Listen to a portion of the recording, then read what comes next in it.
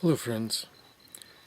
This week's contemplative video is a recap of the previous 5-part case history with Nick, subject Nick, and as well it is also a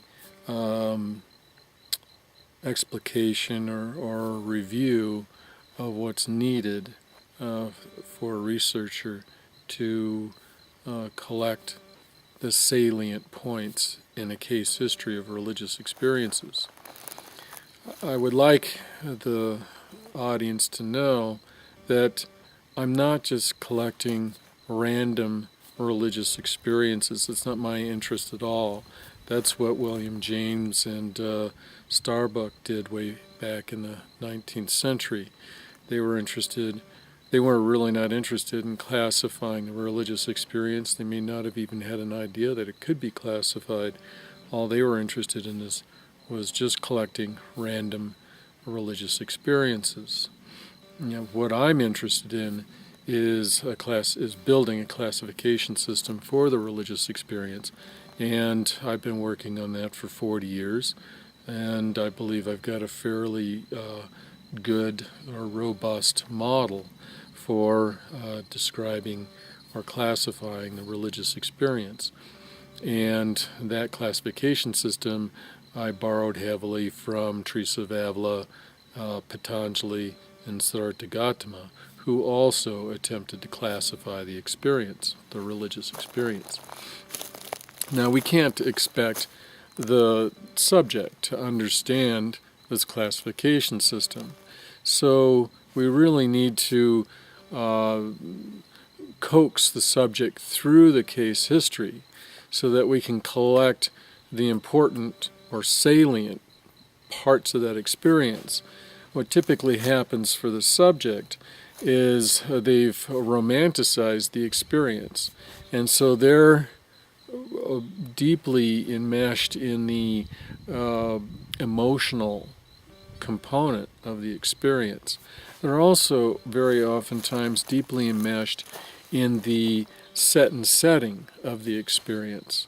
The set and setting would be the religion, the meditation technique, and the meditation teacher, guru, whatever, that kind of thing. Now, what my work is about is showing that no religion has a unique monopoly on the religious experience. If we read Siddhartha Gautama, Patanjali, Rumi, Kabir, Teresa of Avila, John of the Cross, and Acts in the Gospels, Christian Gospels, we'll see that the religious experience is not unique to a particular religion, and not only that, but the descriptions are remarkably similar. So my argument is it really doesn't matter what the set and setting is, as long as that set and setting works for the subject to have, let's say, to consistently have a religious experience. And I think one of the problems for the subject who is, let's say, seeking to be a mystic, is they very oftentimes get so preoccupied or so obsessed with the religion, the doctrine, the set and setting, the guru, and all that kind of stuff, that they cannot separate the experience from the method.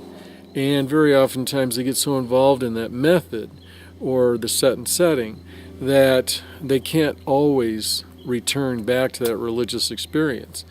In fact, for many religious, or for subjects of religious experiences, they very oftentimes, the religious experience is random, and they're not precisely sure what produces that religious experience.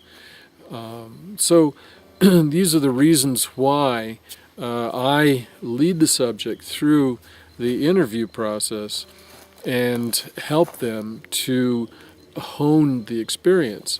The other thing that you may have noticed in the 5-part interview with Nick was that he had a very difficult time describing the experience, but he knew he had some kind of experience.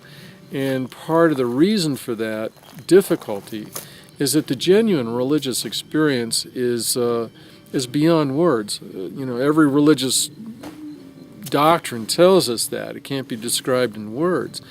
And I think the reason why is that, first of all, most people aren't poets. It really takes a poet to describe the religious experience. The other thing is that the religious experience is really occurs in a psychological environment that is below the faculty of reasoning, analysis, and speech.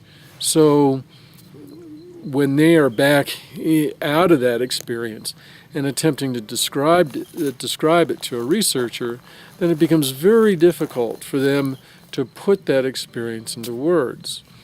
Fortunately, this researcher has had many religious experiences through leading a rigorous, self-aware, contemplative life.